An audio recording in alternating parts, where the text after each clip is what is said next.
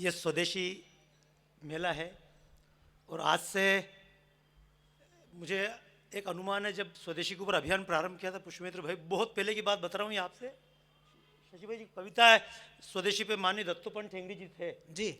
तब मैंने पहली बार प्रदर्शनी स्वदेशी पे उन्होंने मुझे कहा, मैंने बनाई, फिर दिल्ली में बनाई।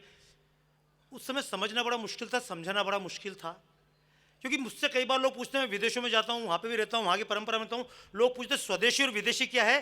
तो मैंने सूत्र निकाला है, सूत्र यह है, जिसके बिना काम चल जाए वो विदेशी है, क्या बात, वाह। और जिसके बिना काम ना चले वो स्वदेशी है। क्या बात। मुझे अगर ठंड लग रही है और अच्छा कपड़ा चाहिए तो भले विदेशी हो, मेरे लिए स्वदेशी है। और जो चीज़ मेरे लिए आवश्यकता है, जैसे मेरे घर पे पलंग विदेशी है क्योंकि जरूरत ही नहीं है। क्या बात। अगर मान लो कोई बहुत ज़्यादा अच्छी ड्रेस है तो मेरे लिए विदेशी है। तो केवल कहना चाहूंगा, स्वदेशी विदेशी भाव है कि आंसू बेच के हम खरीद लाए नकली मुस्कानों को। क्योंकि स्वदेशी विदेशी क्या, आजकल मम्मी बच्चे से बोलती थैंक यू बेटा, अरे हमारे टाइम थैंक यू होता था क्या? नहीं। आजकल जरा सी बात तो मैंने देखा ना, विदेशों में अगर मम्मी बच्चे से कहे बेटा वो चमची उठाता ना, बच्चा चमची बोले थैंक यू बेटा, ये विदेशीपन है। जो हमारे आता ना, मम्मी आप खाएंगे, हमारे यहाँ तो खाएंगे तो लात खाएंगे। सीधी बात नहीं, मैं बता रहा हूँ आपको, जो बिगाड़ा गया ना, विदेशी कंपनियां जो सिखाया गया, विदेशी कंपनियों ने हमको सिखाया माँ का प्यार डालना। ये डालना शब्द बोलते हैं नकलीपन को, हमारे मोहल्ले में डालना अमन, हमारा मोहल्ले में नकली मतलब वो नकली तेल बेचता है, उसका नाम ही हो गया डालडा। तो ये जो बोल रहा हूँ स्वदेशी और विदेशी क्या है, ये जिसको बोलते हैं औपचारिकता, ये है विदेशी, और दिल से मिलना है स्वदेशी, स्वाभाविकता है। लेकिन आज जब हम हंसते हैं, अपने दिल से पूछना, जब हंसते हैं तो हमारी हंसी असली नहीं होती, और जब रोते हैं तो हमारे आंसू भी असली। पलोड़ जी कि आंसू बेच के हम खरीद लाए नकली मुस्कानों को, आंसू बेच के हम खरीद लाए नकली मुस्कानों को, बिना जड़ों के फूलों से सज्जित कर लिया मकानों को। चौपाले वीरान हुई मन की पीड़ा का जिक्र नहीं, चौपाले वीरान हुई मन की पीड़ा का जिक्र नहीं, कौन कहाँ जीता मरता है इसकी कोई फिक्र नहीं, जीव रहित पृथ्वी को करने की कर ली तैयारी है। इस पूरी दुनिया के जीवन को 900 बार नष्ट किया जा सके, इतने हथियार बना लिए हैं, और उसके बाद देख रहे हैं मंगल ग्रह पे जीवन है या नहीं। जीव रहित पृथ्वी को करने की कर ली तैयारी है, और मंगल पर जीव को की दृष्टि आज हमारी है। चरखा तोड़ दिया बापू का झूठे खद्दर वालों ने, चरखा तोड़ दिया बापू का झूठे खद्दर वालों ने, सौदा भूमि का कर डाला भूमि के रखवालों ने। गौ माता बन गई फूड और गंगा रह गई पानी है, गौ माता बन गई फूड और गंगा रह गई पानी है। भारत माँ को डायन कहती सत्ता की शैतानी है, पशु देश के काट काट कर मांस भिजाया जाता है, गोबर रद्दी का उल्टा आयात कराया जाता है। संडे मंडे खाओ अंडे सरकारें खुद कहती हैं, संडे मंडे खाओ अंडे सरकारें खुद कहती हैं। दूध हुआ गायब, नदियां खून और दारू की बहती हैं, मर्यादा छटपटा रही फंसकर पश्चिम की बाहों में, तुलसी कम बनवा ले लड़ते भाषा के चौराहों में। वाह वाह वाह वाह वाह। मेरी कविता के बीच में मैंने जब कविता लिखना छोड़ा, शशि भाई क्यों छोड़ा, कि मुझको कविता में बोलना बहुत पड़ता है बीच में। और क्यों बोलना पड़ता है, अभी पिछले दिनों यात्रा हमने इंदौर से रथ बना के निकाला था, श्रीलंका से अयोध्या तक की हमने यात्रा की थी कवियों के नाम से। यहाँ पे तो राजीव जी को मालूम होगा, श्रीलंका से अयोध्या तक यात्रा की, और यात्रा पे जो भाव दूसरा था कि जब कई बार नेता के बारे में बोलते तो भाई लोग चिढ़ते क्यों है नेता के नाम से, तो कारण ये होता है कि जब जरूरत पड़ती तब तो पहुंच जाता है, जब जरूरत पड़ती पहुंचता कोई, जब जरूरत के समय के बाद भी पहुंचने लग जाए। अब पुष्यमित्र भैया पहले जितना प्रेम करते थे उससे ज्यादा प्रेम करते, ताली बजाओ, गलत नहीं बोल रहा भाई, इसको बोलते भाव। पर मुझे लगा राम जी को जब जरूरत थी तब तो अयोध्या से निकल के 14 साल प्रचारक की तरह जीवन जिया, अर्पण तुमने काम किया ना, जोरदार ताली बजाओ। मेरी किताब में अर्पण ने काम किया घर के पूरा, जब तक राम जी को जरूरत थी 14 साल तक जंगल जंगल, तू मेरा भाई तू मेरा ये, सबके साथ किया। और 14 साल बाद जब राम जी ने रावण को जीत लिया तो वापसी में सबको धन्यवाद देना चाहिए था, लेकिन भरत जी ने अल्टीमेटम दे दिया, अगर नहीं आए वापस तो मैं अग्नि में दहन कर लूंगा। तो राम जी वापस आए, डबल से मिलने गए ही नहीं। हमको लगा ये विदेशी परंपरा थी, तो हमने राम को दक्षिण भारत से बिठाकर राम को निकाला। लेकिन मैं बताऊं स्वदेशी भाव क्या होता भैया, जब इंदौर से जब हम रथ ट्रक लेकर गए तो अपनी गाड़ी में भैया हमने चूल्हा भी रखा और सामान भी रखा, क्योंकि अब मालवा का आदमी रोटियां नहीं खा तो काम चले कहीं। भाई गलत थोड़ी बोल रही हूँ आप। तो हम चावल और सब चीज़ रख के ले गए, लेकिन आश्चर्य होगा दक्षिण भारत में जहाँ हमारी कोई भाषा नहीं समझता था, वहाँ से लेके यहाँ तक हमको चूल्हा कभी खोलना ही नहीं पड़ा। तालियां बजनी चाहिए इस बात के लिए, देश में आज भी है।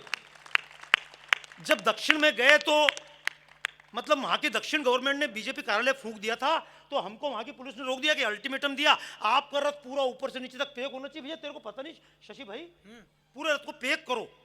तमिलनाडु में उसने पहले पूरा रथ को पैक करवाया, अब इतने बड़े ट्रक को पैक कैसे करें, लेकिन पूरा पैक किया। और जब पैक करके रामेश्वर के सामने खड़े हुए तो हमने कि उद्घाटन करो, तो हमने रथ को जरा सा खोला तो नीचे पुलिस वाले खड़े थे। अब वो बोले तो हमको संपट नहीं पड़े, हम बोले उनको संपट नहीं पड़े। हमने जरा सा दरवाजा खोले, बोले और हमने कि और कैसे। फिर हमने उनको धीरे धीरे अंग्रेजी में समझाया, हम रथ को और नहीं खोल सकते, गवर्नमेंट का कागज है। तो जिनको हमारी भाषा समझ में नहीं आई उनने हमको सुनाया, कौन सी गवर्नमेंट की चिंता करते हो, हम ही गवर्नमेंट है, चलो। आश्चर्य करोगे, पूरे रथ को खोल के लाए हम, जहां दक्षिण में किसी को पता नहीं था। बाद में मालूम पड़ा उत्तर भारत में तुलसीदास ने अगर रामायण लिखी है तो कंबन ने दक्षिण भारत में रामायण लिखी है, कहीं भवभूति ने लिखी है, कहीं कृतिवास ने लिखी है, कहीं एकनाथ ने लिखी है। ये सब अलग अलग भाषाओं में रामायण लिखी गई, लेकिन उसी एक राम की वंदना की गई है। हम उस राम को भूल के सबको देखना चाहते हैं। और सुन ले भैया शशि जी, अपन ने जरूर बात की कि मस्जिद में ये पढ़ो, कुरान में ये पढ़ो। अगर नमाज पढ़ता मतलब देश का भक्त नहीं हो सकता। वाह, क्योंकि लिखा हुआ है इस्लाम के अनुसार अल्लाह को छोड़ के और किसी की इबादत नहीं कर सकते। भारत माता की इबादत कैसे कर लेगा? क्या बात है। और फिर जब अजान पढ़ी जाती है, अजान में पहले लिखा है अल्लाह के अलावा कोई देवता पूजा करने योग्य है ही नहीं। अगर और कोई पूजा करने योग्य राम क्या है, भारत माता क्या है। इसलिए मैं सीधा बोलता हूँ, झूठ मूठ बोलने से कोई फायदा होने वाला नहीं है। इसलिए मैं तो कई बार बोलता हूँ ना, फिर मत कहना कवियों ने ना अपना धर्म निभाया था। हम बोलेंगे गीत ही हमने बार बार दोहराया था।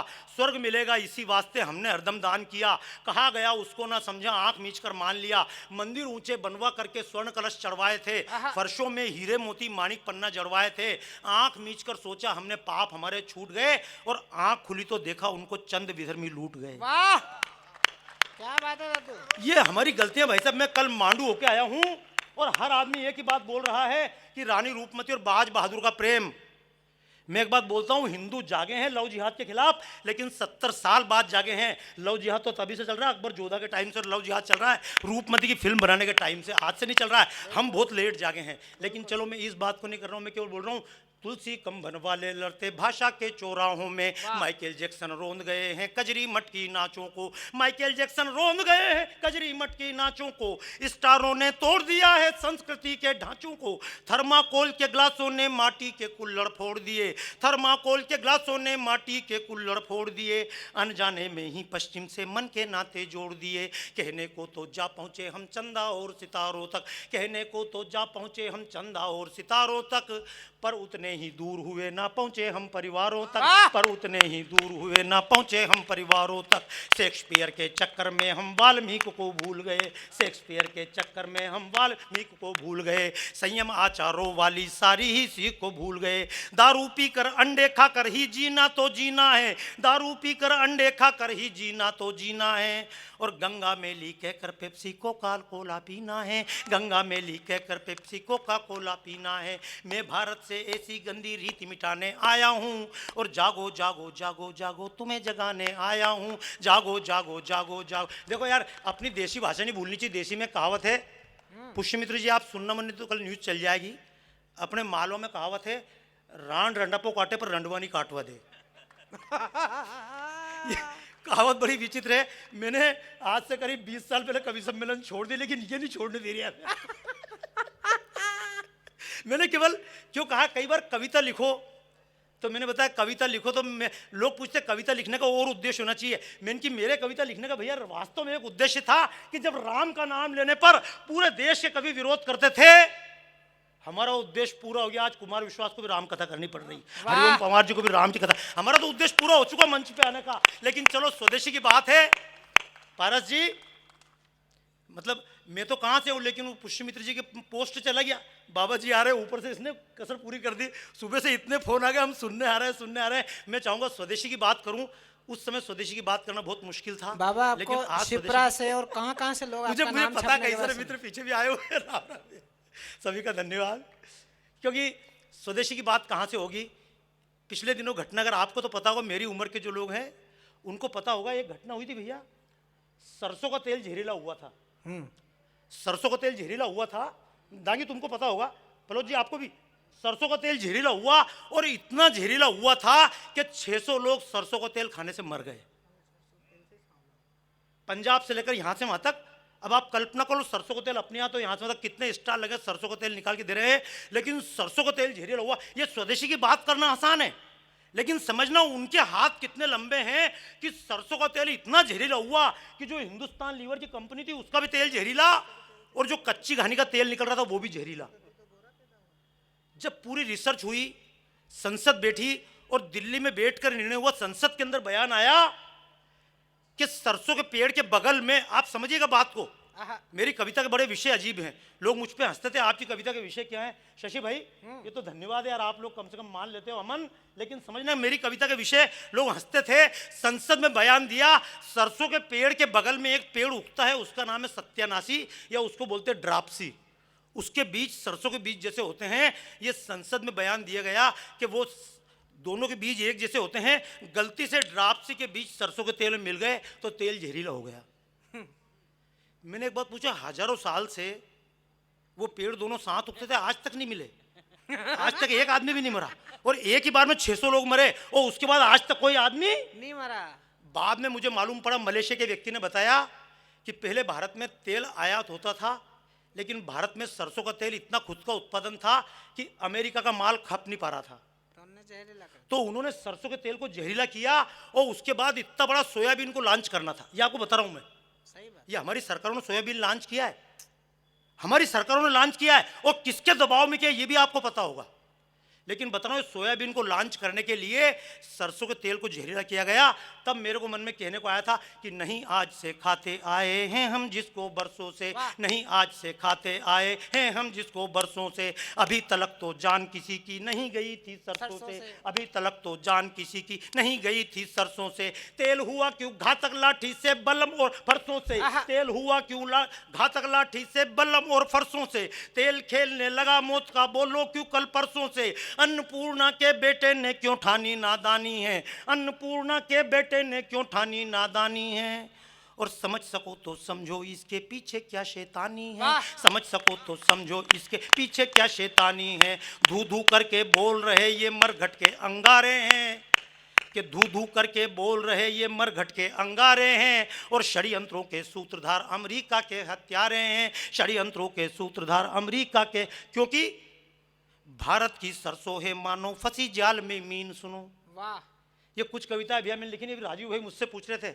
बाबा जी आप पहले पढ़ लो मैं पहले पढ़ लूँ, मैं इनकी बाद में खतरा है, या तो मैं स्टार्ट नहीं होता हूँ, और स्टार्ट हो जाऊँ तो आपका बटन नहीं है, लेकिन कोई बात नहीं, आप चिंता मत करना, मैं भी फ्री में ज़्यादा नहीं सुनूंगा। और मध्य प्रदेश में तो नहीं यार, अभी कल ही आ रहा कुमार विश्वास संस्कृति मंत्रालय की तरफ से जी। क्योंकि यहाँ कोई बाबा नाम के और शशि नाम के प्राणी तो है ही नहीं ना, सही बात। पर ये विदेशीपन है कि यहाँ पे मालवा उत्सव होता है लेकिन मालवा का एक गीत भी नहीं होता है।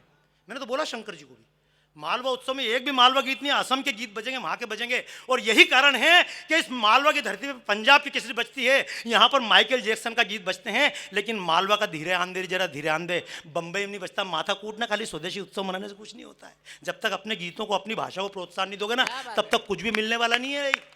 बढ़िया बात है, बढ़िया बात है बाबा। कि भारत की सरसों है मानो फंसी जाल में मीन। सुनो भारत की सरसों है, अरे हंसो मत, सही बात है, मारो कोई बिगाड़ लेगा रे कोई। अब देखो गलत नहीं बोल रहा हूँ, सही बात। अब पुष्यमित्र जी को डरा देगा, उनको डरा देगा, इन कवियों को डरा देगा, बाबा जी बना देंगे। अब बाबाओं को क्या बनाओगे रे? मतलब अब तो गाड़ी ऊपर ही जानी, नीचे जाने की तो जगह ही नहीं है। उसे सदा ही डर रहता है जो ऊपर चढ़ जाएगा, जो बैठा है धरती पर उसे नीचे कौन गिराएगा, इसीलिए धरती पर हमने आसन सदा जमाया है, मान और अपमान से हटकर आनंद खूब उठाया है। कि भारत की सरसों है मानो फंसी जाल में मीन। सुनो लुभा रही है भारत को अमरीकी सोयाबीन। सुनो एकाएक कहां से इसमें आई सत्यानाशी है लंबा षड्यंत्र समझो कि ये बात जरा सी है, हुई तेल में एक साथ जो इतनी बड़ी मिलावट है, हुई तेल में एक साथ जो इतनी बड़ी मिलावट है। और लगता जैसे ईस्ट इंडिया के कदमों की आहट है, लगता जैसे ईस्ट इंडिया के कदमों की आहट है, और उसकी अगवानी में अब खड़े हुए हम सारे हैं। धू धू करके बोल रहे ये मरघट के अंगारे हैं, षड्यंत्रों के सूत्रधार अमेरिका के हत्यारे हैं, और नमक हुआ है कड़वा वो भी रहा नहीं नमकीन। सुनो पुष्यमित्र जी, एक किताब सबको भेंट की गई है स्वदेशी की, जो मैंने बताया था। पारस जी भी आए थे, और वो किताब मैंने बनाई तो लोगों ने कि इसकी किताब की कीमत रखो तो 80 पेज की किताब की कीमत 2100 रुपये है। और काय के लिए कि फ्री की चीज़ की कद्र, क्योंकि परमात्मा ने फ्री में हमको गंगा दे दी, तो हमने राम तेरी गंगा मेली करी थी। भाई मैं क्या, मैं तो आपको बताऊं, मैं भी 3 पीस सूट पहनता था किसी जमाने में, लेकिन उन्हें गलत नहीं बोल रहा हूँ भैया। मैं जी टीवी में काम कर रहा था और हमने प्रोग्राम बनाया, उसका नाम रखा अन्वेषण, नाम रखा अन्वेषण। तो वो लड़की जो प्रोग्रामर थी मेरे पास आई, can you translate this word in Hindi. मैंने कहा अन्वेषण को क्या ट्रांसलेट करूं यार मैं। तब हमने प्रोग्राम बनाया, प्रोग्राम में एक तथ्य दिया, दुनिया में सबसे पहले हवाई जहाज भारत में उड़ाया गया था। हाँ। राइट ब्रदर से 8 साल पहले बंबई में गिरगांव चौपाटी पर जे स्कूल ऑफ आर्ट के प्रोफेसर ने हवाई जहाज उड़ाकर दिखाया था। तो उस समय मेरी मजाक की, मैंने प्रमाण लाके दिए कि रेली ब्रदर्स नामक कंपनी कागज बेचे गए। हमको तो उस समय ध्यान नहीं, लेकिन जब मैं जी टीवी छोड़ दिया, अभी फिल्म बनी हवाई जहाज है, ताली बजाओ उसके ऊपर। वाह। आप बोलोगे स्वदेशी क्या है? स्वदेशी ये है, जगदीश चंद्र बोस ने कहा था हमारा विचार है तुलसी के अंदर जान होती है, पेड़ के अंदर जान होती है, पौधे के अंदर जान होती है। विदेशी लोग अड़ गए कौन सी जान होती है, तुम भारत के बेवकूफ लोग पेड़ की पूजा करते हो। उन्होंने केस्पोग्राफक नामक मशीन बना के बताया कि लगा के अगर पेड़ को काटोगे तो पेड़ को दर्द होता है, पेड़ पर पानी डालो पेड़ खुश होता है। क्या और पेड़ में तो इतनी चेतना है, उस मशीन को वहां लगा दो, ये बता रहा हूं मैं आपको, उस मशीन को वहां लगा दो और यहां चाकू निकालो, मैं इस पेड़ को काट दूंगा तो भी पेड़ कांपने लग जाएगा। और मैं बता रहा हूं इसीलिए स्वदेशी पे हम क्या करेंगे। स्वदेशी पे तो सोच लो, भारत के जितने नोट, हर नोट पे गोट मोट, गोट मोट, तो दूसरा तो कोई है ही नहीं। विवेकानंद ने तो कुछ किया नहीं, भगत सिंह ने कुछ किया नहीं। अच्छा देखो सीधी बात है, मैं तो जब मोदी जी से भी सीधी सीधी बात हुई, मैं इनकी 56 इंच का सीना, साथ काम करूंगा लेकिन इस बात का भी साथ नहीं आऊंगा। मैंने उनके लिए गीत लिखे लेकिन कभी गांधी जी पे गीत नहीं लिखा। कभी एक डंडा खाया क्या? कभी नेहरू जी ने जूते खाए? कभी अब्दुल कलाम आजाद को सिर फूटा? पर जिनने भगत सिंह ने, तुमने क्या किया, ने सावरकर ने क्या किया, ने इनने क्या किया, सावरकर 2 आजीवन कारावास मिले। लेकिन एक बात कहूंगा, जगदीश चंद्र बोस जो थे उन्होंने सिद्ध किया कि नहीं, पेड़ पौधों के अंदर जान होती है। ये जिसको कहते हैं who invented the wireless, Guglielmo Marconi. मैंने की सच बात कोनी, गुलिलीमो मार्कोनी से 1 साल पहले सर बंगाल के जगदीश चंद्र बोस ने वायरलेस बना दिया था। और पिछले दिनों बड़ी जोरदार चीज बता रहा हूं, कविता के विषय ये होते हैं। पिछले दिनों लंदन ने तय किया, ब्रिटेन ने, जैसे हमारे हर नोट पर गांधी जी होते हैं, अमेरिका के नोट पे अलग अलग महापुरुष होते हैं, लेकिन ब्रिटेन के हर नोट पर एलिजाबेथ का फोटो होता है। पिछले दिनों ब्रिटेन ने तय किया हम अपने एक 50 के नोट पर किसी वैज्ञानिक का चित्र छापेंगे। क्या बात, 80,000 वैज्ञानिकों के नाम आए। वाह वाह वाह वाह वाह। आपको मालूम है, आप गूगल पर सर्च करना ना, जितने सर्च करते हो ना YouTube, you can search on Google. Britain की गवर्नमेंट ने 80,000 वैज्ञानिक के नाम आए, और जिस वैज्ञानिक का चित्र 50 के पौंड पर छपने वाला है, उस वैज्ञानिक का नाम है सर जगदीश चंद्र बोस। वाह, ये है। आप कहेंगे स्वदेशी क्या है? सुनो स्वदेशी क्या है। पिछले दिनों सारे टीवी चैनल चिल्ला चिल्ला के बोल रहे थे दुनिया नष्ट होने वाली है, दुनिया नष्ट होने वाली है। क्यों नष्ट होने वाली? बोली महामशीन बन रही है। पढ़ा होगा आपने, वो महामशीन क्या है? 27 किलोमीटर लंबी सुरंग खोदी जमीन के अंदर जेनेवा में, स्विट्जरलैंड में, और वहां वो प्रयोग कर रहे हैं इलेक्ट्रॉन प्रोटॉन न्यूट्रॉन। क्योंकि जब इलेक्ट्रॉन प्रोटॉन न्यूट्रॉन बोला लगता है साइंस है, नहीं, इसको हिंदी में बोलते थे सत्यतम रज। और मैं नहीं बोलता हूं, इलेक्ट्रॉन का काम है आकर्षित करना, प्रोटॉन का काम है विकर्षित करना, न्यूट्रॉन न्यूट्रल रहता है। समझ में नहीं आया आज तक तरंग है कि पदार्थ है, ये समझना जो साइंस वाले। लेकिन अब उसको बोलते हैं गॉड पार्टिकल, क्योंकि जिस दिन पता चल जाए गॉड पार्टिकल क्या है, हम नई दुनिया बना लेंगे। अगर हमको पता पड़ जाए बांस है तो बांस से आप घास बना लो, बांस से झोपड़ी बना लो, लेकिन बेसिक चीज तो पता होना चाहिए, ये तत्व है। क्योंकि आपने नाम सुना होगा त्रिशंकु। वो त्रिशंकु क्या था? वो जमीन पे भी नहीं रहा, विश्व में नहीं, तेरे लिए नई सृष्टि बना हुआ। अब नई बनाओगे कैसे? संकल्प से बनाओगे। संकल्प से बनाओगे, किस पदार्थ से बनाओगे भाई? तुमने मतलब जूट से लेके चटाई बना दी, चटाई से बना दिया प्लास्टिक बना दिया, पर प्लास्टिक किससे बना? प्लास्टिक अणु से बना। अणु किससे बना? इलेक्ट्रॉन प्रोटॉन न्यूट्रॉन से बना। इलेक्ट्रॉन प्रोटॉन न्यूट्रॉन कहां से आया? बोले पता ही नहीं। बोले गॉड पार्टिकल। ये परमात्मा का कोई तत्व है, उस तत्व को खोजने के लिए ये गॉड पार्टिकल क्या होता है, उसका नाम रखा हिग्स बोसोन। और ये हिग्स बोसोन ही भारत के वैज्ञानिक है सत्येंद्रनाथ बोस, उनके नाम पर रखा बोसोन। और इसके लिए पूरी दुनिया के वैज्ञानिक काम कर रहे हैं।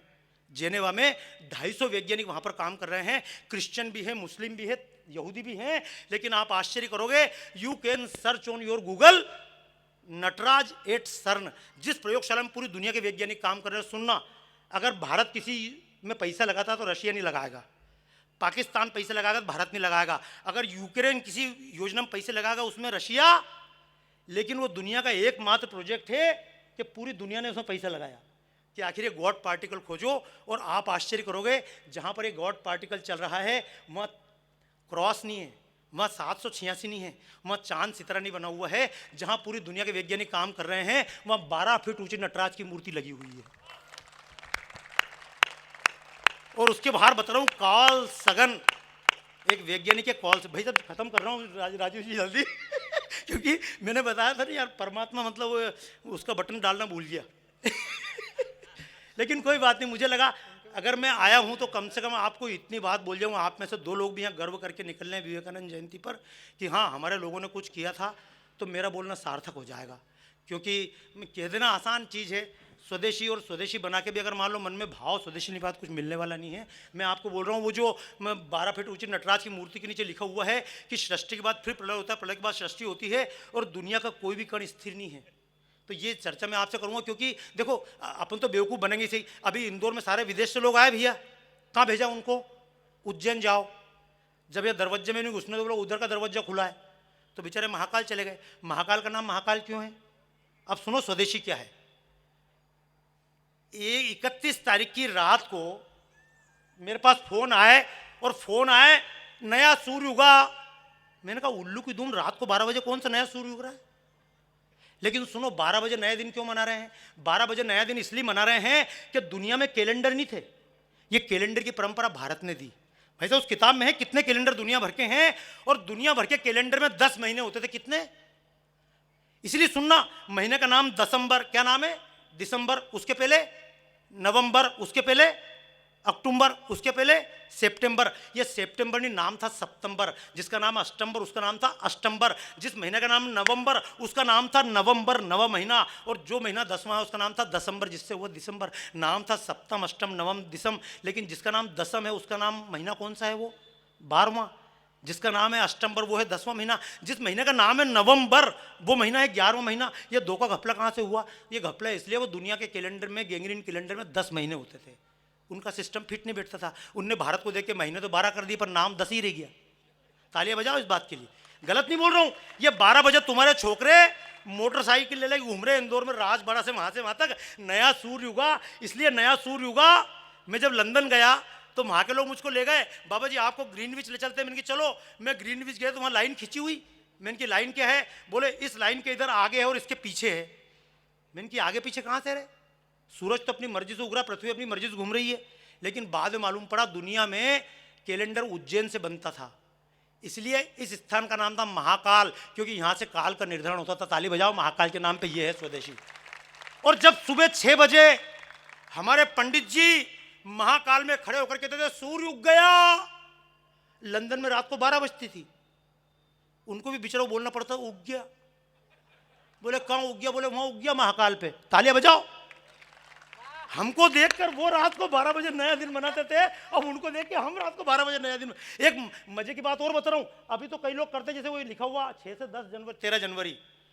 अब मेरे कई बार अपने लोग मिलते हैं, संघ के लोग मिलते हैं, बोले अंग्रेजी में मत लिखो, हिंदी में लिखो, यूं 1 और यूं 2। मैंने की अंग्रेजी में, तो बोले अंग्रेजी है। मैंने की तुम्हारे बाप की अंग्रेजी है ये? मैं तो इंग्लैंड में खड़ा बोलता हूँ। इनको इंडियन इंटरनेशनल अंक बोलते हैं। ताली बजाओ उसके पीछे। ये जिनको 1 2 3 4 5 लिखते हैं, ये गिनती हमारी दी हुई है।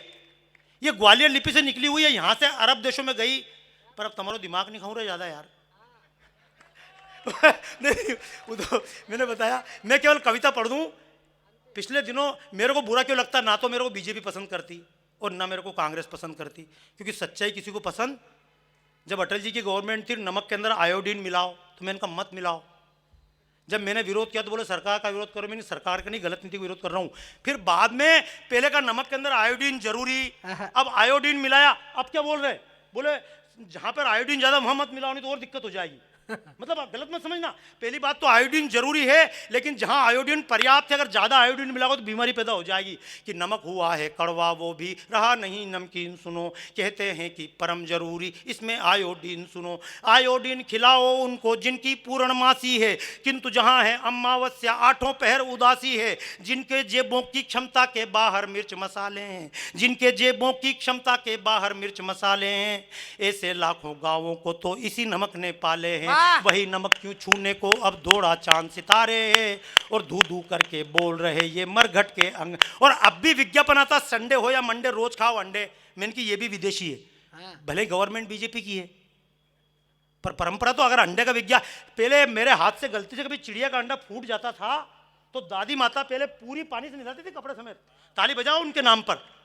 तब अगर चिड़िया का अंडा फूट जाए तो पूरे कपड़े सहित स्नान करो। और आजकल बिना अंडे के आपका नाश्ता नहीं होगा, टीवी के विज्ञापन से कि जिस अंडे को छू लेना भी पाप बताया जाता था, अगर छू लिया तो जल से स्नान कराया जाता था। कहता है विज्ञान सुनो, अंडा बीमारी का घर है, पर मक्कारों के नक्कारों में खोया सच का स्वर है। बांझ किए डंकल ने दुर्गा के नवरात्रि ज्वारे हैं। धू धू कर केवल एक पद और गाऊंगा, क्योंकि कितनी नवरात्रियां मना लेना। ये नवरात्रि मनाते हैं, आजकल कोई गरबा तो नहीं है, आजकल तो डांडिया है। और गरबा भी मनाते तो वो बोलते हैं ज्वारे। राकेश जी से मिलना ना, स्वदेशी की बात करो तो मिलो, उनसे पूछो वो ज्वारे होते हैं भैया, ऐसे छोटे छोटे ज्वारे। और ये ज्वारे क्यों बोते हैं? माता के गर्भ के रूप में ज्वारे बोए जाते थे, इसलिए गर्भ के नाम से त्योहार का नाम पड़ा गरबा। और गरबा इसलिए कि आप गेहूं डालो, गेहूं से गेहूं उगेगा, फिर वापस बीज डाल दो, फिर गेहूं उग जाएगा, फिर बीज डालो, फिर गेहूं उगेगा। लेकिन अब क्या हुआ, जिसको आप गरबा बोलते हैं वो बांझ कर दिया। आप गेहूं लाओ, केवल एक बार बो सकते, अगली बार फसल नहीं होगी। क्या बात है? ये नाटक है गरबा का, कि तेल डालडा क्या होता ये जाना ना था भारत ने। वाह। जैसे बुजुर्गों से पूछ लेना, अपने दादाजी की उम्र के लोगों से, ऐसे किसी मेले में जाते थे तो डालडा के अंदर भजिया तल के खिलाते थे और लोग खाते नहीं थे। बोले इतने गए गुजरे डालडा खाएंगे, लेकिन आजकल माँ का प्यार डालडा। तो लोगों को असली घी खिलाने से डर लगे, बोले असली घी से कोलेस्ट्रॉल बढ़ जाएगा, डालडा इज सेफ। और ऊपर से फिर सलमान खान भी पेप्सी सेफ है, तेरे बाप को पिला, हमको काय को पिला रहे? नहीं गलत थोड़ी बोल रहा हूँ मैं। विदेशों में कोलगेट मिलता है, कोलगेट के उस डब्बे के ऊपर लिखा रहता भैया अपन थारो भी दुर्भाग्य ना मारो भी ऐसा दुर्भाग्य। जब तक मैं विदेश में कवि सम्मेलन करता तब तक तो मिलो ही नहीं मारे। अब पछता है क्या हो। मैं अब कहीं करूँ यार मूवी, लेकिन मेरे को अच्छा तालियां बजाओ जोरदार, कम से कम तालियां बजाओ। जितने कवि आए हैं ये फोकट में आने तो गाली भी नहीं देते, जैसे उसने बोला। स्वदेशी भी हैं सब। हाँ भाई, मैंने यही कहा ना, ये भाव जगे रहे, क्योंकि मेरे को तो अब क्या स्वदेशी की कविता पढ़े, अब तो स्वदेशी के नाम से वैसे ही जय जयकार हो रही है। अब दुनिया भारत से कांप रही, इसलिए तालियां बजाओ यार स्वदेशी के नाम पे। अब दुनिया, अब पहले तेरे को पता नहीं, खोल चुके हम गेट लुटेरों की खातिर व्यापारों का। ये गेट प्रस्ताव लागू हुआ था और गेट प्रस्ताव में अमेरिका पीछे पड़ा। अपने गेट खोलो, सबके गेट खोलो। क्यों खोलो? बोले तुम्हारे यहाँ हम घुसेंगे। वो गेट प्रस्ताव था, ये डंकल प्रस्ताव चालू हुआ था, तो गेट प्रस्ताव है सब अंदर घुसेंगे गेट में, तो भारत ने भी गेट खोल दिया। अमेरिका तो कम घुसा, अपन ज्यादा घुस गए उसके यहाँ पे। अब वो अमेरिका रो रहा, बोले गेट बंद करो। अब काय को बंद करेंगे? बजाओ तालियां हरी बात पे यार। गेट भाई मैं बताऊं नहीं, बेवकूफी हमारी है, रोगे रे मर जाओगे पीछे ताली बजाने वालों, शर्म नहीं आती है? पाकिस्तान आज तक नहीं बोलता कि हम घुसपैठ से परेशान हैं, तुम ही परेशान हो। बांग्लादेश कभी नहीं बोलता हमारे यहाँ घुसपैठ हो जाएगी, क्योंकि तुमको घुसपैठ की आदत नहीं है। और जब तक घर में घुसे रहोगे तब तक तुम्हारे घर में दूसरे घुसेंगे। जिस दिन देश के लोगों ने तय कर लिया हम दुनिया के मार्केट में घुसेंगे, जिस दिन आपने तय कर लिया दुनिया में हम घुसेंगे, उस दिन स्वदेशी मनाने की जरूरत नहीं पड़ेगी। ये दशहरे का त्योहार इसलिए नहीं होता है, दशहरे के त्योहार का नाम है सीमोल्लंघन। और दशहरे के दिन हमारे यहाँ परंपरा थी भैया, अब आई गया हूं तो ये बात तो बोल ही दूं, दशहरे के दिन परंपरा थी, हथियार लेकर जाते थे और गांव की सीमा के बाहर निकलकर खड़े होकर बोलते थे हमने अपनी सीमा को पार किया है। संग में भाई साहब दशहरे का नाम है सीमोल्लंघन। क्या बात है? पर हम अपनी सीमा का उल्लंघन नहीं कर रहे हैं, बस हमको तो गीत सिखाया ना, मतलब अपनी आजादी को हम हरगिज मिटा सकते नहीं, सर कटा सकते हैं लेकिन सर झुका। साला कटाने की बात करेगा, काटने की बात तो कभी नहीं करेगा, इसलिए मरोगे रे। देश को बचाना है तो चौहान को छोड़िएगा, राणा कृष्ण शिवाजी की नीति अपनाइए और न लगाई। जो देखो मैं तो मस्ती में बोल रहा हूं, हाँ, क्यों बोल रहा हूँ भैया, मैं तो नहीं आता, लेकिन पुष्यमित्र जी के जब पोस्ट पे पढ़ लिया कि भैया बाबा जी आ रहे हैं तो मेरे को तो आना है, क्योंकि डर नहीं, और कहीं जाऊं तो कोई केस लगा दे। अच्छा अब अगर मान लो मेरे ऊपर केस भी लग जाए, भुगतने वाले बैठे हुए, ताली बजाओ इस बात की। मैं गलत नहीं बोल रहा, मैं सच बोल रहा हूँ। अभी मैं खंडवा में बोला हाँ, और वहां मेरे ऊपर केस लगा दिया, तो पुष्यमित्र जी का फोन आ गया, चिंता की कोई बात नहीं। मैं हूँ। मैंने की जब छाया भाई की तो चिंता काहे की। तालियां बजाओ यार इस बात के लिए। खाली कहने के लिए थोड़ी मित्र है, ये तो राष्ट्रवाद के हित्र है। लेकिन हाँ। कि देश को तो देखो उनके विषय संबंधित बात कर रहा हूं कि देश को बचाना है तो चौहानों को छोड़िएगा, राणा कृष्ण शिवाजी की नीति अपनाइए। वाह। कि देश को बचाना है तो चौहानों को छोड़िएगा, राणा कृष्ण शिवाजी की नीति अपनाइए और न लगाइएगा नारे, खींचिएगा तलवारें, बोलिए न बम बम बम फोड़ आइए। ये बम बम का मतलब क्या है? बम फोड़ो। कि देश को बचाना है तो चौहानों को छोड़िएगा, राणा कृष्ण शिवाजी की नीति अपनाइए और न लगाइएगा नारे, खींचिएगा तलवारें, बोलिए ना बम बम बम फोड़ आइए। और न्याय कछुए सा धीमा, न्याय कछुए सा धीमा, संविधान की हो सीमा। क्या कर लोगे रे? 60 करोड़ का घोटाला हुआ बोफोर्स का, कितने का? 60 करोड़। 60 करोड़ का। जांच में 255 करोड़ खर्च हो गए। गलत बोल रहा हूं क्या? ताली बजाओ ढंग से, तुम अखबार नहीं पढ़ते, मैं तो पढ़ता हूं। और 255 करोड़ खर्च करने के बाद आज तक कुछ पल्ले। कि न्याय कछुए सा धीमा, संविधान की हो सीमा, तो अनुच्छेद देखने में वक्त न गंवाइए और हर अनुच्छेद में होता है एक छेद। ये संविधान के जितने अनुच्छेद हैं इन सबके अंदर छेद है। जिस छेद में से दाऊद निकल जाता था, अपने को निकलने का भी हक है। कि हर अनुच्छेद में होता है एक छेद, काम कीजिएगा उस छेद से अब वो कविता फिर अगली बार कभी करेंगे, क्योंकि कविता तो नहीं, हनुमान जी की पूछे बढ़ती जाएगी। बोलिए जय जय सिया राम। ए सुनो रे, ढंग से दोनों हाथ ऊंचे करो ऐसे करके, हाँ, और जरा अपने आप को खींचो यूं करके, ऐसे ऐसे खींचो, ऐसे खींचो जरा। देखो एक मजेदार बात बता दूं मैं आपको भाई साहब, बड़ी जोरदार बता रहा हूं। ये खींचने का क्यों बोल रहा हूं कि मेरे लिए ताली बजाने से कुछ मिलने वाला क्रिश्चियनों ने केवल एक बात सुन ले, तू आजा आगे, माइक छोड़ रहा हूं। सुनो सुनो, एक मशीन होती है, उसका नाम है ट्रैक्शन मशीन। कहीं नाम है, बोल। ट्रैक्शन। एक तो आता है अट्रैक्शन, जैसे मैं जुड़ा हो गया अट्रैक्शन, और दूसरा होता है ट्रैक्शन। तो दुनिया में केवल जिनको बोलते हैं ना, जिनके नाम से हम स्वदेशी कर रहे हैं, अमेरिका, इन लोगों ने खाली एक मशीन इजाद की थी। ओशो का फोटो लगा हुआ बाहर। ओशो एक बार उनको कमर में दर्द हुई तो उनको खींचने के लिए मशीन पे लिटाया। अब वो खोजी आदमी, उसने पूछा कौन सी मशीन? बोले अट्रैक्शन। बोले किसने खोजी? बोले चर्च ने। ओशो ने कहा चर्च ने तो आज तक एक मशीन नहीं खोजी, इनने तो गैलीलियो को जलाया, इनने ब्रूनो को जलाया, इनने मशीन कहाँ से खोज ली? बोले नहीं, इनने अट्रैक्शन मशीन खोजी। वो अट्रैक्शन मशीन ये थी कि कोई क्रिश्चियन बनने के बाद वापस अपना धर्म छोड़ता था क्रिश्चियन छोड़कर, तो वो क्रिश्चियन लोग उसको धीरे धीरे मारते थे। तो मारते कैसे थे? पैर इधर बांध देते थे और हाथ इधर बांध कर खींचते थे और धीरे धीरे तोड़ते थे, तो वो आदमी टूट जाता था। ये उनकी बात कर रहा हूँ जिनके स्कूल में अपने बच्चों को पढ़ने भेज रहे हो ना। मेरे कहने से, स्वदेशी कहने से कोई अंग्रेजी को बच्चे से निकाल कर हिंदी स्कूल में भर्ती नहीं करोगे ना तुम। और गलत मत समझना, सबको ये लग रहा है कि मतलब अंग्रेज, मैं गलत नहीं बोल रहा हूँ। ये बार बार मुझसे पूछे वहाँ वेस्ट इंडीज में कैसे काम चलता है, अमेरिका में काम कैसे चलता है, मैं उनके चल जाता है। बोले अंग्रेजी कसी में थारे जैसी है।